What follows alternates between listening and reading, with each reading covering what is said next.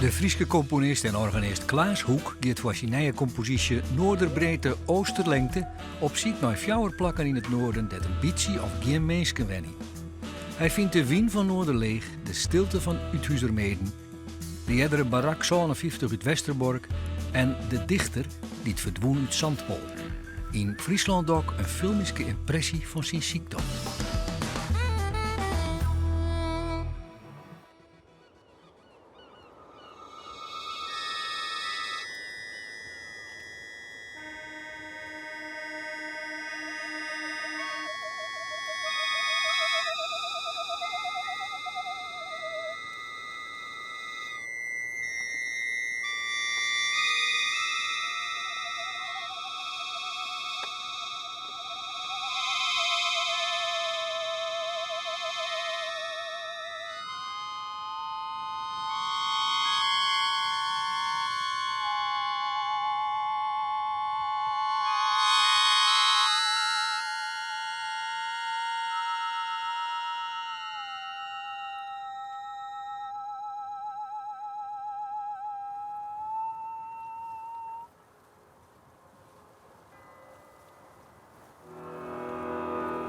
Stil dorp. De molen heft zijn armen stil in de blauwe, zonnige najaarslucht en laat ze vallen met een zucht als een moe man tegen zijn wil. De huizen slapen. Het gordijn is neergelaten voor elk raam. Alleen met een blinkende koperen naam speelt op de deuren de zonneschijn. Het dorp is nooit zo stil geweest en nergens zweeft een zweem van gerucht. Een lege zaal waar het geruis is gevlucht met het sterven van het roezelig feest. Geen mens durft gaan langs zandig pad, wijl het rustend dorp dan wakker schrikt en verwijtend de wandelaar tegenblikt die treedt op takken en krakend blad. Binnenkort bestaat het tijdschrift Noorderbreedte 35 jaar.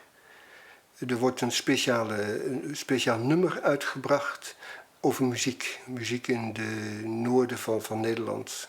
Orgels in Groningen, blaasmuziek in Friesland en blues in Drenthe. Bij de invulling van de compositie en ook van wat je als uitgangspunt gaat nemen voor klankmuzikale verbeelding, heb ik gedacht van, ik neem niet iets uit de stad, maar iets van het platteland. Zelf heb ik daar een grote voorkeur voor. En zelf vind ik gebieden waar mensen nauwelijks aanwezig zijn heel bijzonder.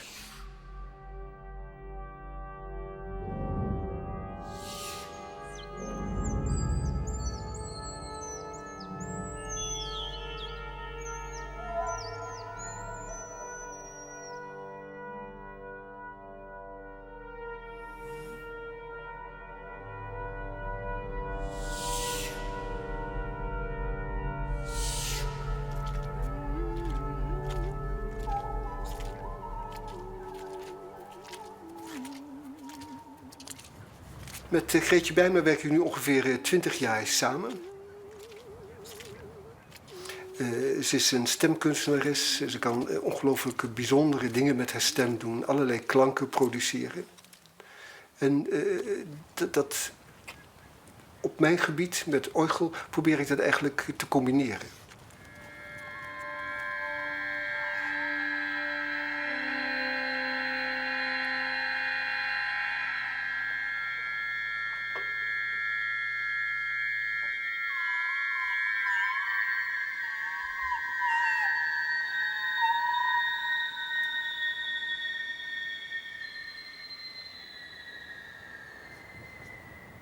En het begint vaak omdat de wien er altijd is in de wien als groentoon te jong. Dat jest in die eer, die groentoon. En dan haast dus altijd een groentoon. Dus dan kist mooitje en hoor. Maar dat was steeds liedse. Want dat is zo immens mooi.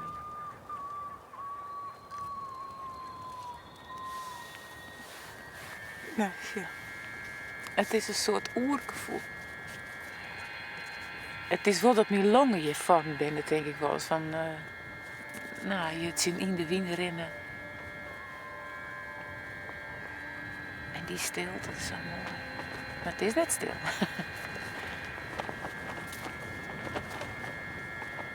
Maar dat trok bij mij wel een heel soort herinneringen op. En met mijn man had je zo vaak roem. En de stilte en dan viel het zo lied.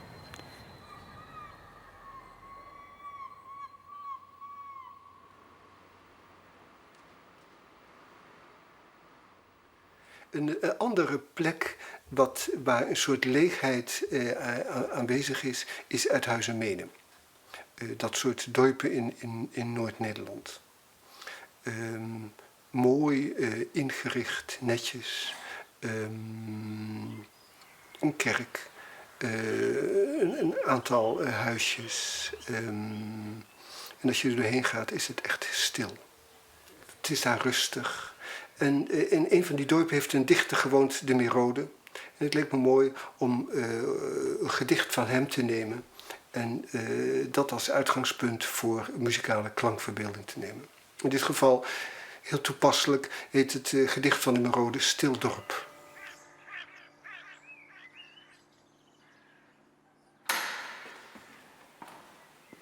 We zijn hier in Uithuizermeeden. En hier in dit dorp, daar het Willem Eduard Keuning binnen.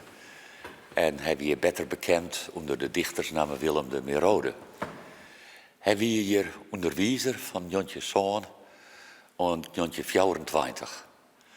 En de band die wie een tegenwies maaien. Hij kon prachtig vertellen en hij wie populair als squalmaster. Maar verder in het dorp vonden ze het een beetje een wonderlijke, wat een vreemde man hij. Bemoeide hem net met het dorpsleven. Hij ziet een soort op zijn kamer in de Hoofdstraat, tussen de boeken. En hij maakte gedichten. Maar dat wisten de meesten in het dorp net. En hij liet dat ik maar zo, want dan hingen ze nog vreemder van een dichter.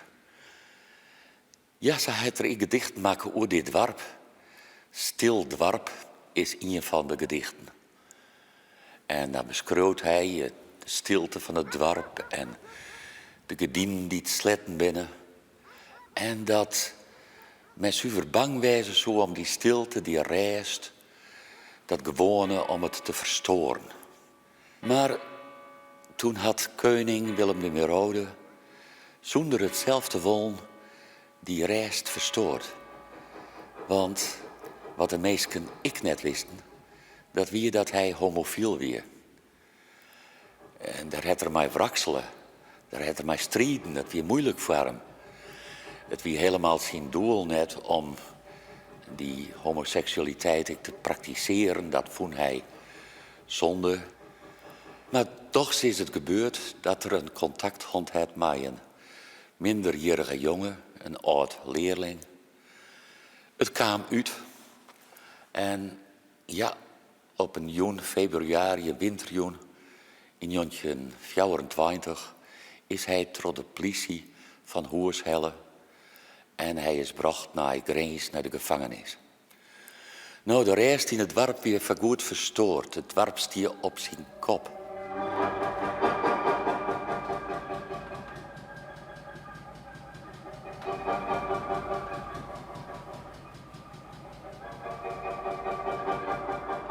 Normaal gesproken kennen het mensen het orgel met strakke pijpen en een vrij strak geluid.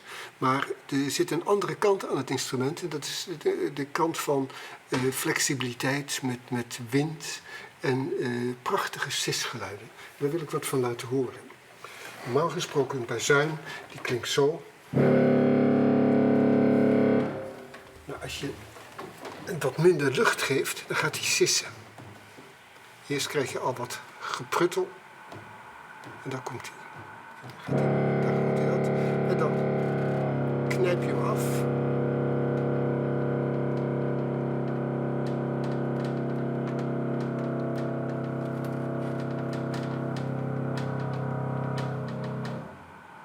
Dat is net een soort vliegtuig die opeens opduikt en weer gaat verdwijnen.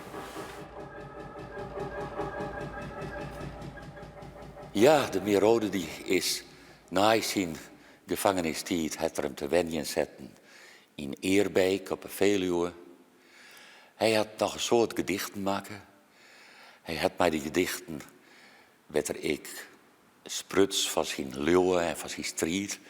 Maar die gedichten had er een soort meisje ik dat treest wist. En later is hij toch in het dorp hier, volle letter, is hij toch rehabiliteren. Dat is mij te danken aan Werkman, Hans Werkman, zijn biograaf. De meesten hebben toch wat meer begrepen van de man en ik van zijn strijd. En in 1987 is er hier een monument oprichten. En een periode is er ik nog een strijd naar hem neemt. Willem de Merode. Passend voor de Merode, was vrij streng christelijk opgevoed, vond ik om een psalm te nemen. Psalm 84, in dit geval van waar vindt de mus een huis, o Heer. Huizen slapen. Voor het verloop nadien heb ik de daken van de huizen van Uithuizermeeden, als je op afstand naar het dorp kijkt, heb ik als genomen. En dan krijg je allerlei punten. En die psalm is opgerekt omhoog, omlaag. En waardoor het eigenlijk niet meer herkenbaar is, maar wel een bepaalde gedragenheid die je overhoudt als smaak en geur. Maar wel heel stil.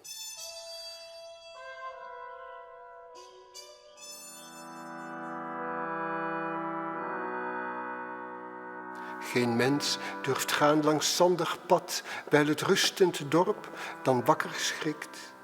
En verwijtend de wandelaar tegenblikt, die treedt op takken en krakend blad.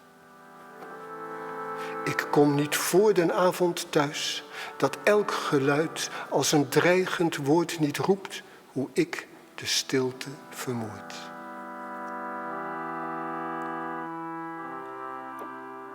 Voor het donker is, kom ik niet thuis.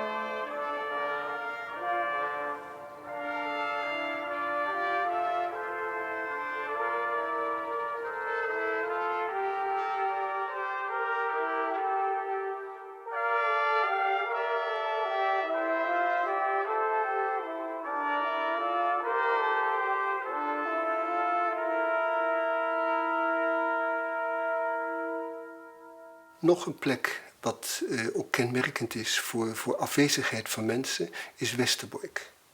Ook nauwelijks mensen aanwezig. Alleen door de beladenheid van Westerbork, ook in overleg met Greetje, leek ons niet goed om dat te nemen als uitgangspunt. We hebben genomen een barak. Barak 57. Dat is een barak waar Anne Frank batterijen heeft verwerkt.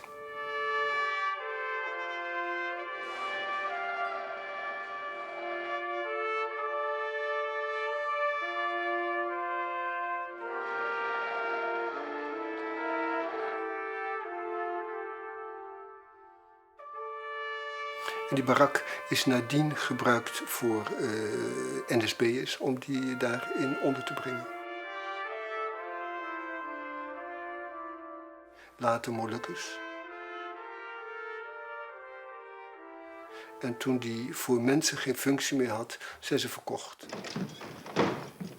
Februari 1966. Ze zijn het kamp Westerbork aan het afbreken. Barak na barak valt onder de slopershamer. Het hout wordt verkocht bij inschrijving aan boeren uit de omgeving. Voor 2 jaar zal heel dit troosteloze monument van de aardbodem zijn verdwenen.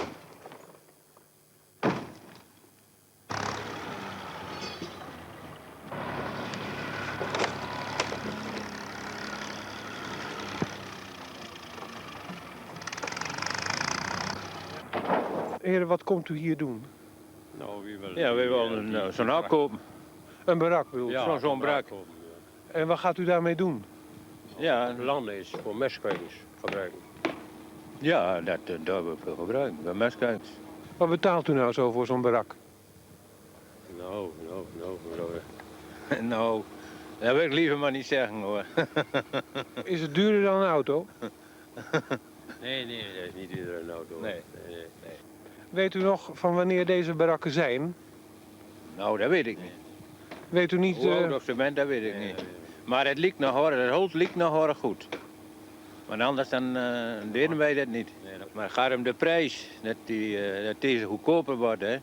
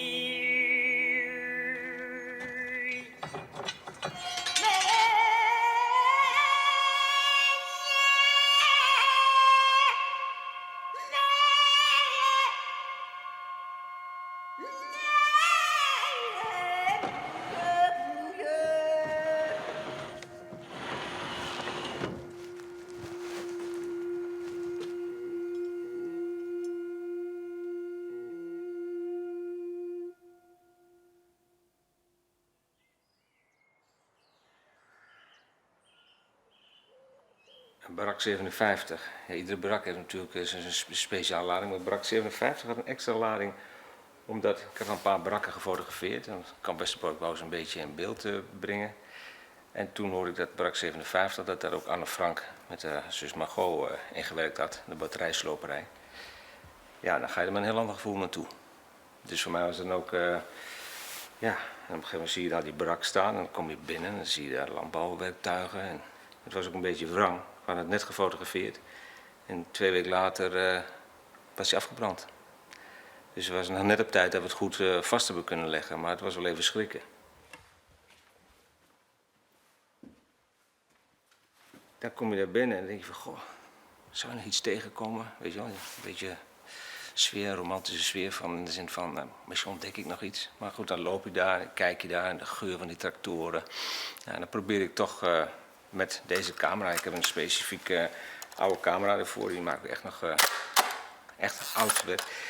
Die heeft een vierkant formaat, waardoor ik heel anders ga kijken. Maar ik kijk er ook van bovenin, dus ik ga echt zo. Dus, en dan heb ik een heel andere manier van kijken, in een bepaalde manier afstand.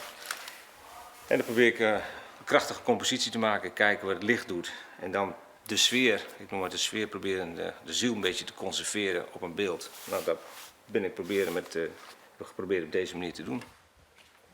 En toen dacht ik van, goh, die deur is open, dat roept toch een beetje, die deur half verwrongen. Dat roept een beetje spanning op. En toen dacht ik van, ik mis nog wel wat.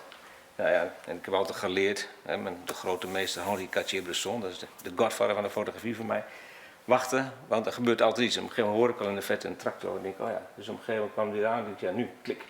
Nou, de tractor was dan net in beeld en ik van, nou, nu is mijn beeld compleet, anders vond ik hem iets te statig nog. wat ik wel fascinerend vond, ik dat hout dat nog steeds zo goed is gebleven. Ik denk, is het dan nog de originele kleur? Nou, het bleek sommige plekken wel de originele kleur te zijn, andere keer niet. Nou, dan heb ik hier nog een beetje een weerspiegeling van de boom erbij. En dan probeer ik toch een bepaalde sfeer op te roepen. Ja, ik heb ook wat met Molukse cultuur, veel Molukse vrienden. En dan, ja, dat leeft af en toe dan ook. Maar hier was het zo specifiek Anne Frank. Dat gonste als bijna een soort als een mantra door je hoofd. En ja, dat ze daar dan een batterij ommanteld hebben. En dat vandaar ja, is ze later natuurlijk ja, via Westerbork afgevoerd. Hier heb ik de hele tijd gezeten. Volgens mij was dat een laag stukje. En ik van Anne Frank. En op een gegeven moment zag ik volgens mij was een soort brandnetelachtig iets die er doorheen kwam. En ik denk, ja, Anne Frank is eigenlijk meer gaan leven. Is eigenlijk sterker gaan leven. Ik heb hem niet gekend natuurlijk, maar zo sterk gaan leven na de oorlog. Dat is echt de symboliek geworden. Ik dacht van ja, eigenlijk is ze gewoon van binnen naar buiten gekomen. Maar daar is ze eigenlijk gaan groeien, gaan bloeien. En toen dacht ik ook van ja, dit is mijn symboliek. Het was ook bijna nog een soort engel. Ja, dus, ja, dat is de creatieve mind dan. Dus ik vond, voor mij was dit Anne Frank die zich naar buiten worstelt door de barak naar buiten toe.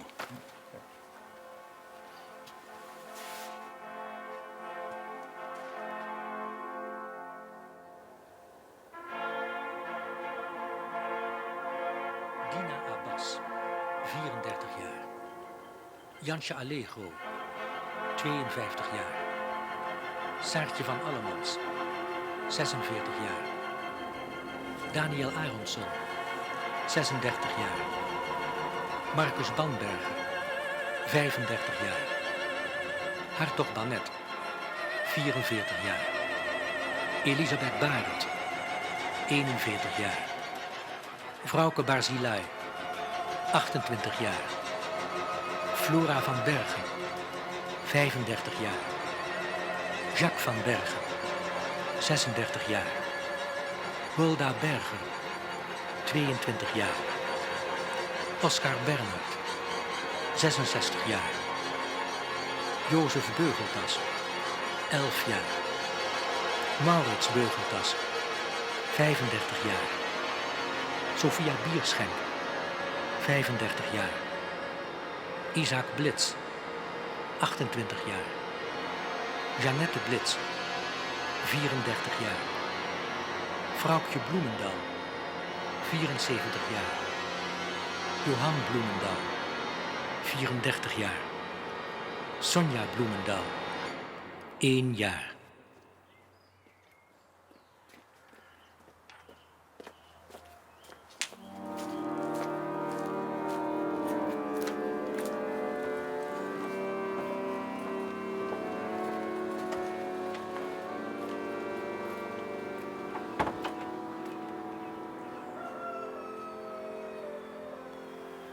En als laatste voor een klankmuzikale verbeelding genomen voor Zandpol. En er is een dichter, Habakuk II, en die heeft in Zandpol gewoond. En ook door zijn binding met blues en blues weer aan Drenthe en zijn bijzondere gedichten die gedreven zijn en helemaal gekoppeld zijn aan het landschap. En dan niet het dorp Zandpol, maar wel het verhaal van de vrouw van de dichter. Wilhelmine ter Balks, die heeft daar gewoond samen met de dichter dan. En toen ze verhuisde, had ze jarenlang nachtmerries van het dorp. Tot ze terugkwam in het dorp. Toen was ze er eigenlijk helemaal overheen. En toen droomde ze van Zandpol met bloeiende maisvelden en prachtige aardappelvelden die groeiden tot in de hemel. Nou, het landschap zei eigenlijk, ik ben geen landschap. Ik ben er wel, maar ik ben er niet. Ook niet. En nou is het dus een beetje anders daar, hè? Je had altijd de wind tegen bij het kanaal. Ja, er was altijd wind, ja. En daar staan er paneelfabrieken die in Amsterdam werkten, dan voerde die wind een vreselijke lucht mee. Ja, je moest daar niet langer wonen, hè? Je moest er echt weg. Ja. Jij ook trouwens. Ja, je werd dan heel depressief, weet je daar. Nou, dat is misschien te groot woord, maar... En je deed ook altijd alles verkeerd. Ik deed alles verkeerd toen ik daar woonde. De buurvrouw die kwam aan de deur, daar had ik de was opgehangen. Vond ik hartstikke knap van mezelf, had ik nog nooit gedaan. Zo. En die zei, ja, je hebt dat helemaal verkeerd door. Dat is niet goed. Je kent dat nog niet, maar je hebt de onderbroeken van oe en van uw man door elkaar heen hangen. Dat mag niet. Je moet van oe aan één kant en van uw man aan de andere kant. Ik zei, oh, dat maakt bij ons niks uit hoor. Misschien krijgen ze wel jongen. Ik zei, dat zou nog mooi zijn ook. Maar zulke dingen. Dat klikte dus niet, hè? Alleen met een paar mensen. De Koeman die om de zoveel tijd een lelijke internetprak reed. Ja. Dat was wel een grappenmaker, daar kon je wel mee lachen, ja. Dan kon je mee naar de bijeenkomst van dat deed jij, hè? De verkiezingsbijeenkomst van Joop den Uyl. Er zat veel Partij van de Arbeid volk, hè? Toen de Partij van de Arbeid nog glorieus was, het was nog voor 1977, toen de boel in elkaar klapte. Toen het kabinet niet doorging. Ja. Ja, er was wel een band met sommige mensen. Maar ik heb het over de grote lijn, hè. Dus dat is moeilijk om te beschrijven. Wat is de grote lijn? Ja, dat weet ik ook niet, hoor. Nou, niemand wist dat jij schreef. Volgens mij dat kakelde. Daar hadden we het nooit over. Dat wist er toch niemand? Nee. Nee, ja, Leen Schuurman misschien. Maar het grappige vond ik altijd dat bijvoorbeeld die man, die Leen Schuurman, die ging niet gebukt onder die sfeer daar. Nee, helemaal niet. Die bleef gewoon zichzelf. Nee. En die bleef vrolijk en zoals die was. Dat vond ik wonder, want ik was er al onderdoor gegaan. Wonderbaarlijk was dat. Ik had me daar ook aangepast op de duur, dat weet ik wel zeker. En dan was ik ook zo'n zaggerijn geworden. Ja. Nee, dat liever niet. Maar toen we er later kwamen, toen was het heel anders. Hè? Het was veel welvarender, het zag er allemaal veel vriendelijker uit. En ja, de mensen waren nog niet aardig, dat nog niet. Nee, want de buurvrouw die kwam toen naar buiten en toen zei Leen, kijk eens buurvrouw, dat is meester Te Balk, dat weet je nog wel. Jouw kinderen hebben ook bij hem in de klas gezeten. Oh, weet ik niks meer van. Nee, weet ik niks meer van. Dat was nog hetzelfde. Altijd negatief, hè? Ja.